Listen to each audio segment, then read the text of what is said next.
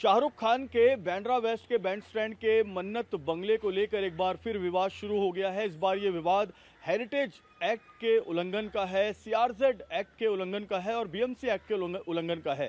पूरा मामला क्या है, इस बारे में जो याचिका करता है आरटीआई एक्टिविस्ट हैं संतोष दौंडकर, वो हमारे साथ बात करने के लिए मौजूद हैं। संतोष जी, ये जो पूरा मामला है ये वायलेशन का, किस चीज़ का वायलेशन हुआ है और किन किन जगहों पर वायलेशन हुआ है? जी बिल्कुल, ये सारी जो जानकारी है वो आरटीआई के तहत हमने अलग अलग विभागों से ली थी, जिसमें सीआरजेड का डिपार्टमेंट आता है, जिसमें पीपी डिपार्टमेंट आता है। और सब जानकारी लेने के बाद ये पता चल रहा था कि भाई जो 6 मंजिले की जो पहले से ही बंगला था, उसी बंगले को वो 2 मंजिले और बढ़ा रहे थे। और डीसीपीआर में ये प्राविधान बना, जो 2034 का जो डीसीपीआर है उसमें प्राविधान ये सभी बनाते हैं, उसमें कोई बड़ी बात नहीं। लेकिन ये बनाने के टाइम पे जब प्रपोजल जाता है तो बीपी डिपार्टमेंट से जो जुना प्रपोजल रहता है उसको तहत उसको सब देखना पड़ता है कि किससे क्या होता है, पहले क्या हुआ था, अभी क्या कौन सा इसमें फिट हो रहा है कि नहीं हो रहा है। ये सारी जिम्मेदारी जो है बीएमसी की थी। और सीआरजेड का मुद्दा ये है क्योंकि उनका बंगला जो है बैंड स्टैंड की तरफ है। बैंड स्टैंड के उनका जो ओरिजिनल पहला बंगला था वो हेरिटेज में आता था, उसका नाम भी विना विला था, बाद में मन्नत रखा गया था।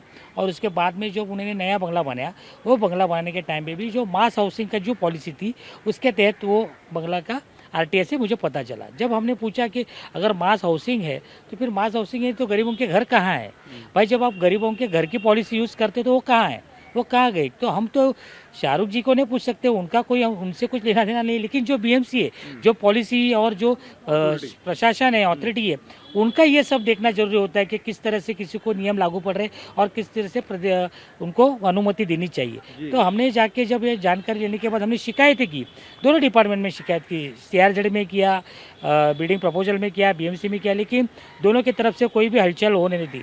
फिर जाके हमने संविधान के तहत हमने जो हमारा अधिकार जातो तकरार थी वो अदालत में दर्ज किया। अदालत में अभी मामला है, इसलिए मैं ज़्यादा कुछ बोल नहीं सकता क्योंकि अदालत में मामला होने के बाद हमको अनुमति नहीं होती है ज़्यादा कुछ बोलने के लिए। तो अदालत ने ये जरूर कहा है ना कि बीएमसी इस पूरे मामले में रिपोर्ट बनाए, वहां पर इंस्पेक्शन करे और इंस्पेक्शन करके सीआरजेड और बीएमसी रिपोर्ट सौंपे। जी देखिए, अभी जबकि अदालत में मामला चला गया तो ये सारी जो प्राधिकरण जो अथॉरिटी है वो जाग उठी है।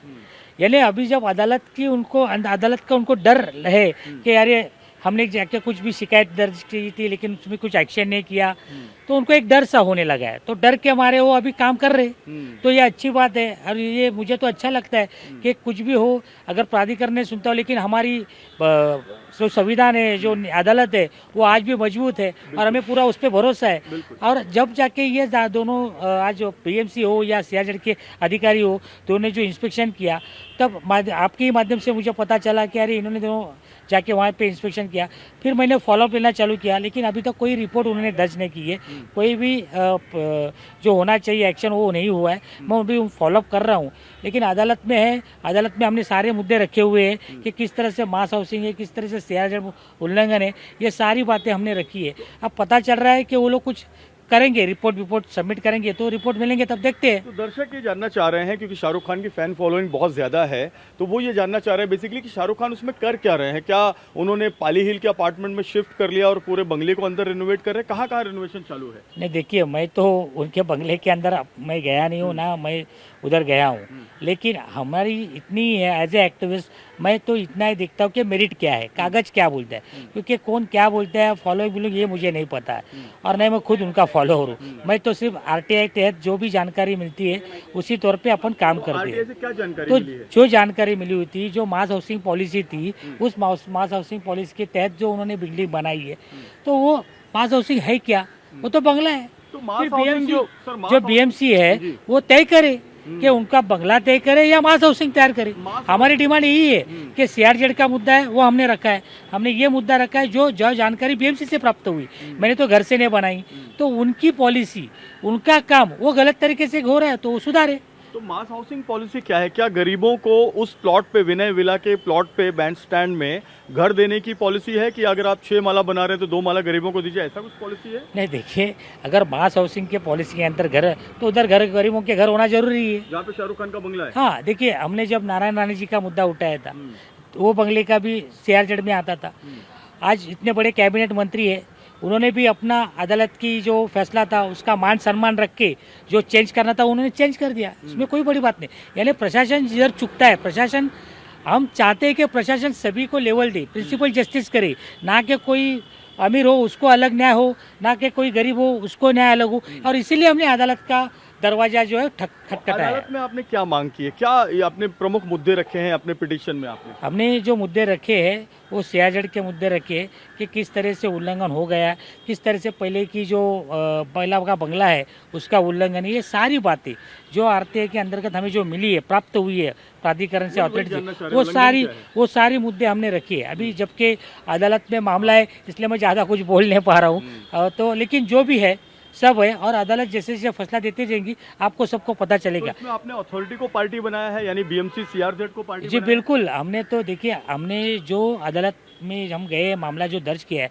वो हमने अथॉरिटी के ऊपर ही किया है, क्योंकि कैसे अथॉरिटी परमिशन दे रही है, किस उल्लंघन कैसे हो रहा है, ये सारी चीज़ें हमने रखी है।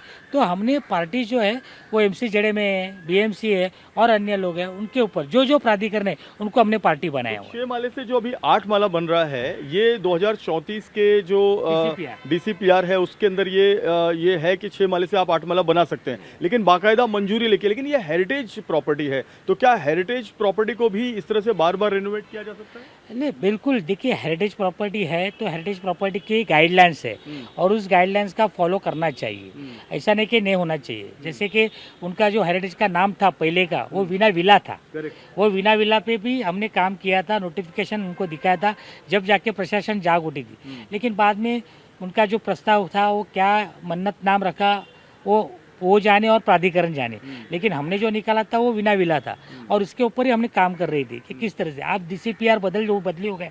आज लोगों को एफएसआई की, बम्बई में एफएसआई की बड़ी बड़ी ज़रूरत आ गई है, तो शासन ने निर्णय लेकर डीसीपीआर में सबको एफएसआई ये दे के बैठे और इसीलिए बड़ी बड़ी इमारतें हो रही। रहा मुद्दा सीआरजेड का, तो सीआरजेड में भी बदलाव आ चुकी है। जो पहले सीआरजेड 500 मीटर के तहत था वो आज 50 मीटर पे आ गया है। तो आप देख सकते हैं कि किस तरह से डेवलप हो रहा है। और environment, as a environment activist, as a political, global environmental media तो सब बारे में जब जानती है। आपत्ति कहाँ पर है? ये जो मेन आपत्ति है वो कहाँ पर है? 2 लाइन अगर 4 लाइन में पूछे, दो जो आपत्ति है वो वही है कि बीएमसी जो उन्होंने प्रपोजल एग्री कर दिया है, उसको मान्यता दी है, वो देखे। सीआरजेड जिन्होंने उनको अप्रूव दिया है वो देखे कि हमारी जो शिकायतें हैं उसके ऊपर उन्होंने देखा नहीं, इसलिए हमको कोर्ट में जाना पड़ा। तो शिकायतें क्या है? वही शिकायतें वही थी कि सीआरजेड के जो पूरे वायलेशंस थे जो हमने निकाले थे और जो हमको पेपर मिला उनको दिखाई दी, लेकिन वो एक्शन में मोड में नहीं थे। लेकिन अब जाके हम अदालत में चले गए तो एक्शन मोड में आ गए। अभी देखते हैं कि अदालत उनको क्या इंस्ट्रक्शन कर रही है, अदालत में वो क्या एफिडेविट फाइल कर रहे हैं वो देखना पड़ेगा।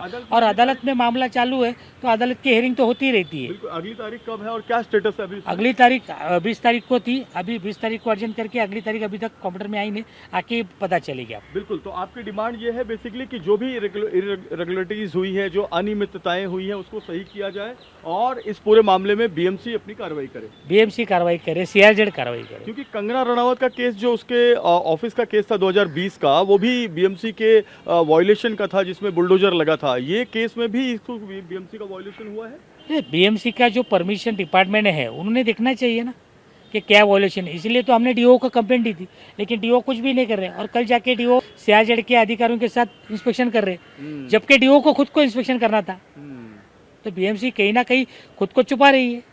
बिल्कुल साफ तौर पर एक बड़ा आरोप यह है कि बीएमसी का जो नियम होता है, बिल्डिंग प्रपोजल डिपार्टमेंट का जो नियम होता है, उन नियम में कहीं ना कहीं खामी जो है नजर आई है आरटीआई एक्टिविस्ट संतोष दौंडकर को। इसकी वजह से ये कोर्ट गए हैं, क्योंकि इन्होंने पहले आरटीआई के जरिए बीएमसी और सीआरजेड से सारी जानकारी मांगी। जब ये जानकारी उन्हें नहीं मिली वहां से प्रॉपर, तब इन्होंने अदालत का दरवाजा खटखटाया है और अब जो है सारी अथॉरिटी मन्नत बंगले जा रही है, वहां पर इंस्पेक्शन कर रही है, अपनी रिपोर्ट बना रही है और जो जानकारी है रिपोर्ट इसी सप्ताह में कोर्ट में सौंपी जाएगी और ये बताया जाएगा कि किन किन चीज़ों का वायलेशन हुआ है और कहां पर ये जो पूरा मन्नत बंगला है उसके रिनोवेशन में जो है गड़बड़ी की जा रही है। लेकिन सवाल ये उठता है कि क्या जिस तरह से कंगना रनावत का ऑफिस तोड़ा गया बीएमसी द्वारा, यहाँ शाहरुख खान के अवैध निर्माण पे अगर वहां पर अवैध निर्माण किया गया है तो क्या वहां पर बीएमसी का हथौड़ा चलेगा? कैमरामैन साईं दत्त के साथ जयप्रकाश सिंह, टीवी 9 भारतवर्ष, मुंबई।